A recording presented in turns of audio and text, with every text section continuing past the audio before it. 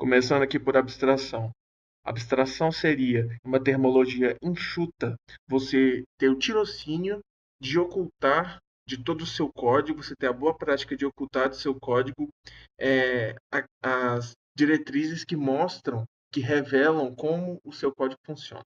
Agora, na explicação disso, a gente pode informar, assim, já usando os termos, que é melhor expressar uma informação em termos abstratos, e não é somente alcançado se você utilizar interfaces que usam gets e sets.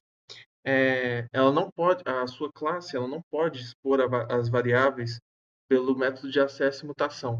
Tipo assim, você não pode simplesmente se focar nisso, entendeu? O uso dos gets e sets, eles levam a uma abstração diferente de um exemplo concreto. Porém, você não pode somente depender disso. Você, é, em pequenos trechos a seguir, eu vou mostrar como que isso é trabalhado. Você tem que mostrar interfaces abstratas que permite o usuário a manipular os seus dados, sem que o usuário seja obrigado a conhecer sobre a implementação. Você não pode deixar que o usuário conheça a implementação somente pelo o modo como você coloca as variáveis, o modo como você apresenta a classe para ele na interface. Aqui são os exemplos. No caso concreto, em ambos os casos, o desafio é você dar para o usuário a possibilidade de setar coordenadas. No primeiro caso, ele simplesmente seta um y e um x. No segundo caso, ele seta um y e um x, só que ele baseia ainda tem um θ. Ele baseia com o θ, entendeu? E coloca um polo e seta no plano cartesiano. Então, a segundo, ele está muito mais, tem muitas mais camadas do usuário chegar à informação que ele quer e não necessariamente se torna de maneira difícil de entendimento. Na verdade, isso torna de uma maneira mais tangível para ele e que ele fica longe do entendimento de como funciona a mecânica. Ele não tem que estar preocupado de como funciona a mecânica do programa. Segundo caso, nós também temos. Esse caso aqui a gente pode até traduzir de uma maneira normal. Quando você está dirigindo o seu carro, você olha para o tanto que tem de gasolina. Os carros modernos eles falam a porcentagem, os carros antigos eles falam o galão. Então, isso já é uma amostra de como a abstração já funciona na vida real. E, tipo, na programação tem que ser a mesma maneira. Você não dá o valor exato, você dá uma porcentagem, que ele pode se basear na porcentagem. Vamos lá. Assimetria entre estruturas de dados e objetos.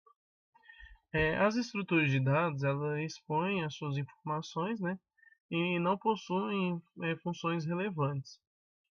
No caso dos objetos, eles usam abstrações para esconder seus dados e expõem as funções que operam seus dados. Então, na programação procedural, ele vai tornar fácil a adição de novas funções sem que seja preciso alterar a estrutura de dados. E no caso da programação orientada a objetos, ele vai tornar fácil a adição de novas classes sem a necessidade de alteração das funções existentes. Vamos pegar um exemplo aqui, né? Então eu tenho um objeto A que ele vai utilizar as estruturas x, y e z. Então qualquer alteração no objeto A, ele vai manter as estruturas intactas. Já por outro lado, caso haja alguma alteração nessas estruturas, ou até mesmo adição de uma nova estrutura, o funcionamento das funções do objeto A vão ter que ser revisadas. Então, vamos abrir um exemplo aqui para poder ver. Vamos lá. Conforme o exemplo, né? É, eu posso. Eu tenho as estruturas aqui: square, retângulo, círculo, né? Onde elas vão apresentar valores e dados, ou dados, né? Mas sem as funções. E já na classe geometry, aqui embaixo, a gente pode perceber que houve um interesse maior em funções do que nos valores internos, certo? Então eu teria a função chamando e não preocupa tanto com os valores internos, porque ele vai puxar da outra estrutura. Esse aqui seria um exemplo primeiro, né, de estrutura de dados. Agora vamos ver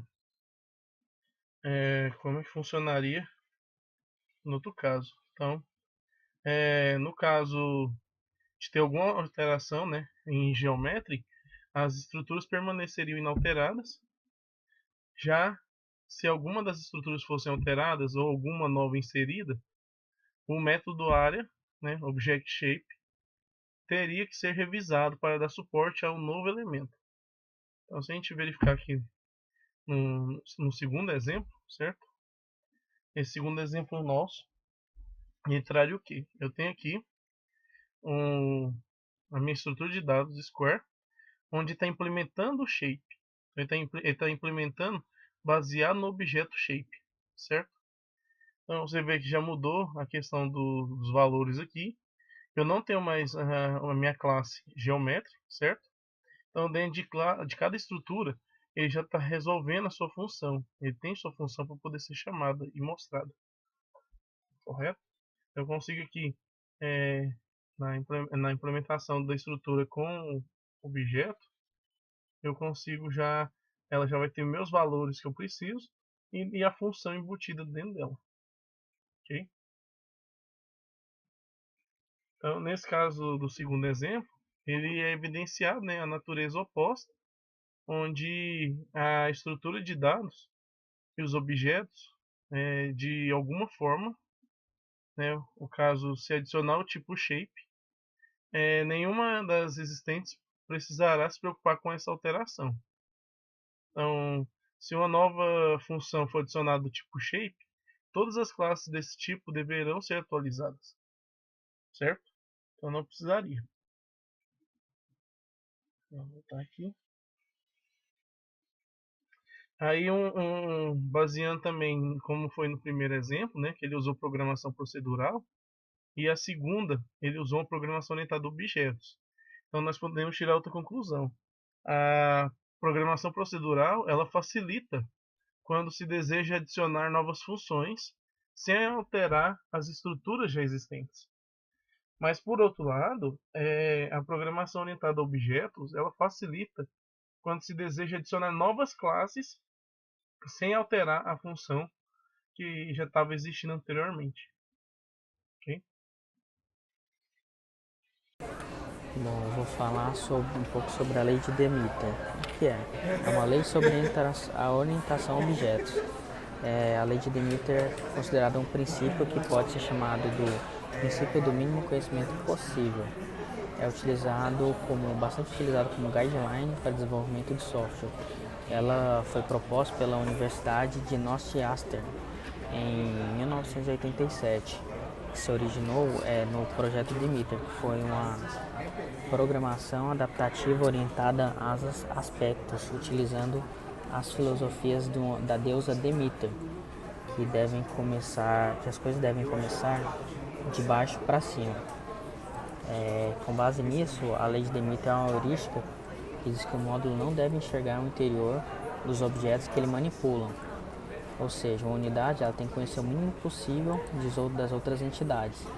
E uma entidade só pode conversar com outras entidades que estejam relacionadas a ela diretamente. Quais são as vantagens e as desvantagens da utilização da lei de Demeter? As vantagens é a diminuição das dependências, o baixo acoplamento, facilidade de manutenção e a facilidade de evoluir. Por exemplo, se você tem uma classe e um atributo dessa classe é utilizada em várias classes do sistema, de repente você precisa alterar esse atributo, vai precisar alterar todas as classes que utilizam esse atributo.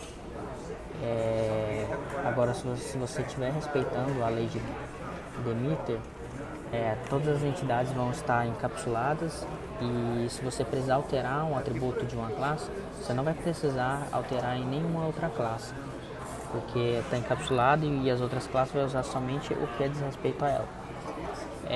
As desvantagens é que o código ele pode ficar mais extenso, vai precisar desenvolver mais linhas de código para poder aplicar a lei de Demeter, podendo dar a impressão de que o tempo de execução é maior.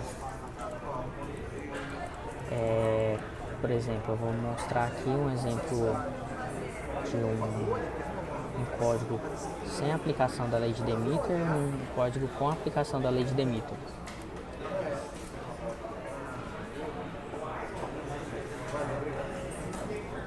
Primeiro, esse código ele não está sendo aplicado à lei de Demeter, né? Ele possui 3 entidades: a entidade endereço, a entidade casa e a entidade pessoa.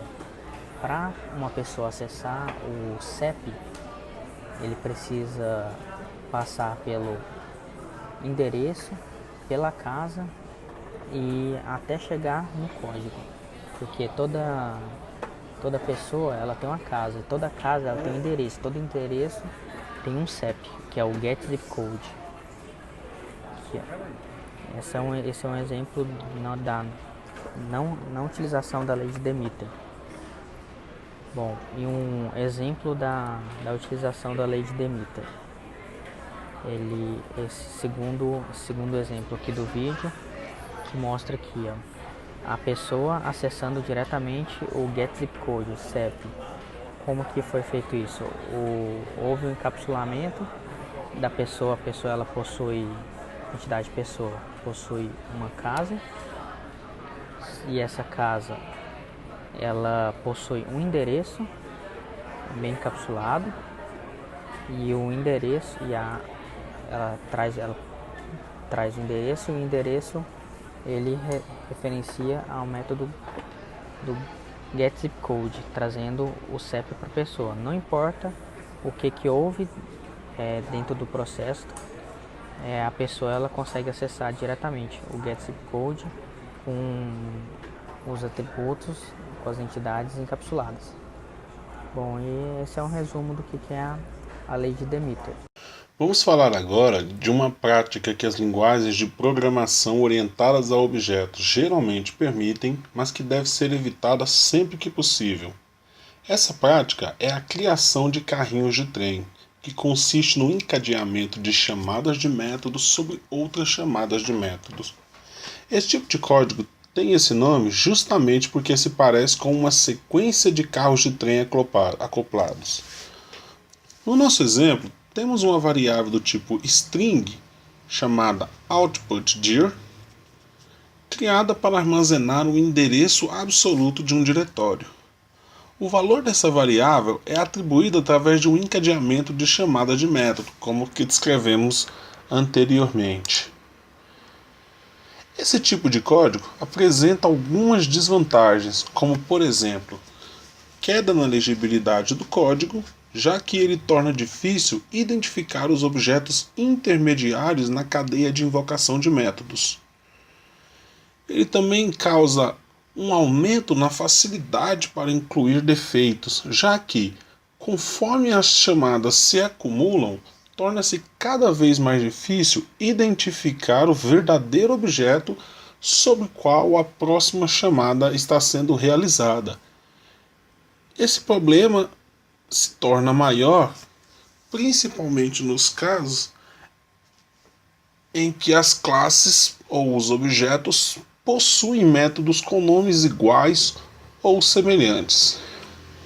Outra desvantagem deste tipo de código é a maior dificuldade de depurar o código, porque uma única linha referencia diversos locais onde o erro pode ter ocorrido. A recomendação é dividir essas chamadas encadeadas em chamadas individuais sempre que for possível. No nosso caso, as 3 chamadas que eram feitas de forma encadeada passaram a ser feitas individualmente. Agora nós podemos ver o tipo dos objetos sobre os quais os métodos são invocados e o tipo de retorno que eles oferecem, facilitando o nosso entendimento do código, facilitando a depuração, pois agora, se a chamada que gerar um erro for, por exemplo, a segunda linha do nosso encadeamento de chamadas, que seria getStretchDir, a depuração indicaria a linha correta aonde o erro aconteceu. E, ao mesmo tempo, isso facilita que nós consigamos desenvolver código com menos erros, pois nós sabemos exatamente sobre quais objetos nós estamos realizando a nossa chamada de métodos. Uma solução ainda melhor para os carrinhos de trem é ocultar as estruturas internas dos objetos reais.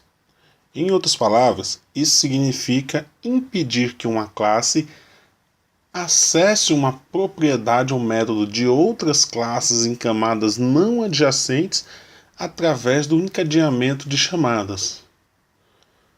Nós podemos alcançar essa solução ocultando os métodos e propriedades não adjacentes e transferindo a responsabilidade pelo acesso a um determinado dado sempre à classe adjacente ao objeto que invoca o método. Ou seja, se nós temos as classes A, B, C e D e a classe A precisa invocar um método ou recuperar um dado da classe D, nós devemos dividir os métodos para fazer o acesso a esse método final ou propriedade final entre as classes intermediárias, ou seja, a classe A invoca apenas um método na classe B, que por sua vez invoca apenas um método na classe C e devolve um resultado apenas para a classe A, sendo que a classe C faz a mesma coisa com a classe D e a classe B. Vamos lá. Tipos híbridos. Eles são estruturas com características tanto de objetos como de estruturas de dados. Eles possuem funções ou métodos que fazem operações significativas para o objeto, mas ele possui variáveis públicas ou métodos que tornam públicas as variáveis privadas, o que deixa com que as outras funções externas usem as variáveis como um programa procedural usaria uma estrutura de dados. Então, geralmente esse tipo de estrutura híbrida, eles pedem para ser evitado, né? Esse fato deve ser evitado. Por quê? Ele mostra que os desenvolvedores estavam confusos, né, sobre se deveriam ou não proteger as funções ou tipos. Então, o tipo híbrido, esse seria o quê? Uma estrutura que expõe os seus valores e não apresentam funções significativas para suas declarações. Os objetos também buscam esconder seus valores e apresentam funções que permitem a manipulações de tais valores. Vamos pegar o exemplo aqui. Aqui eu tenho um exemplo híbrido em PHP, certo? Onde eu tenho uma classe produto, certo? Eu declaro as variáveis privadas aqui. E dentro dessa classe produto, eu tenho várias funções. Então, eu tenho a função construct, que ele vai setar para mim, vai trazer os valores, né, de nome e preço. Função calcula lucro, depreciação, certo? E outras funções públicas para gerar o nome. Um get nome e um set nome, que vai retornar esse valor para mim. Então, na classe testa, quando eu chamo, no caso, um exemplo, eu chamo uma função exemplo, certo? Eu vou pegar aqui e instanciar um objeto do tipo produto. E eu vou setar para ele o valor, o nome carro e o valor, 36.700. Só que quando eu chamo esses valores, praticamente ele vai fazer isso aqui. O P, que seria o meu objeto, eu vou setar um objeto e ele vai como se fosse uma variável fosse pública. Então eu coloco ele como privado aqui na classe produto. Só que pelo jeito que eu chamo a estrutura, ele vai e coloca minha variável como se fosse pública, né? Não mantendo ela privada para fins de informação, certo? Então o híbrido seria isso. Então eles geralmente não recomendam o tipo híbrido, pede para fazer essa diferenciação. É uma boa prática, só que eles pedem para ser evitado, certo? Objetos de transferência de dados. os objetos de transferência de dados, eles são estruturas muito úteis, especialmente para se comunicar com o banco de dados, ou analisar sintaticamente as mensagens provenientes, né, de sockets e assim por diante também. Eles costumam se tornar os primeiros objetos em uma série de estágios de tradução que convertem dados brutos de um banco de dados no código do aplicativo. Conforme exemplo,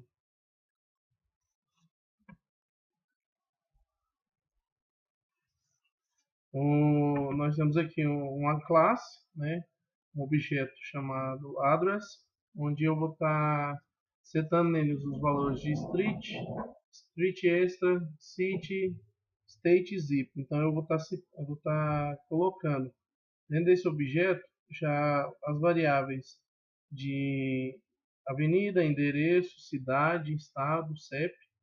E depois eu vou conseguir puxar essas informações através do banco, setar ela no banco e armazenar ela dentro do banco, através dos gets, né, que eu consigo inserir no banco, e ele fica armazenado, fazendo essa conexão direta com o objeto. Oi galera, meu nome é Marconi e estarei falando sobre Active Records. Active Records são formas especiais de objetos de transferência de dados. A classe define os métodos de interação com o banco de dados que o modelo possui. Ou seja, você terá uma classe que ela vai persistir no seu banco de dados. Então, o próprio modelo que chamar essa classe, ela mesma vai conseguir persistir os seus dados. E entre esses dados, entre esses métodos de persistência, os mais usuais temos como update, save, delete, find. Ou seja, vai ser mais prático para persistir os dados sem precisar usar códigos SQL, comandos SQL. Normalmente deve tratar o Active Record como uma estrutura de dados e criar objetos que possuem as regras de negócio. O que quer dizer isso? Os desenvolvedores devem tomar cuidado. Mas por que deve tomar cuidado?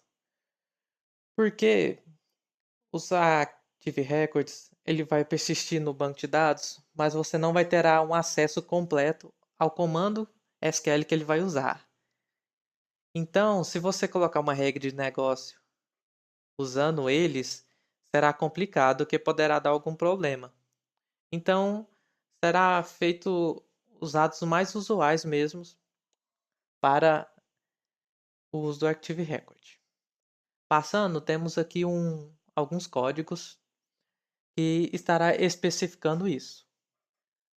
Teremos um código aqui que está praticamente um pouco errado. Temos uma classe produto e suas funções de regra de negócio, como calcula lucro, calcula depreciação. E além temos aqui o save, que será um Active Record, será um método do Active Record, uma função dele. E temos find, delete, a conexão com o banco, que será tudo do Active Record. E aqui temos um exemplo onde se cria um objeto e logo após ele salva, com esse método do Active Record. Mas olha como está errado. Aqui, em uma classe só, estão fazendo conexão, estão fazendo métodos, funções do Active Record, junto com as regras de negócio. Então, para melhorar isso, vamos separar entre o produto, a classe produto e a classe Active Records para deixar tudo ok. Aqui temos a classe produto, agora com suas regras de negócios, e não temos nada do Active Record, apenas o seu método função save, que fará persistir o objeto no banco de dados, certo? Então, e ela, além de criar a classe produto, nós estendemos Active Records. Como outras classes também podem estender Active Record. Isso é uma vantagem. Várias classes podem usar as suas funções. Aqui temos a classe já Active Record, onde ela trata a conexão com o banco, tem os seus métodos, funções para pode ter buscar, salvar, deletar, de acordo com o que você queira. Então é isso, galera. Obrigado pela atenção.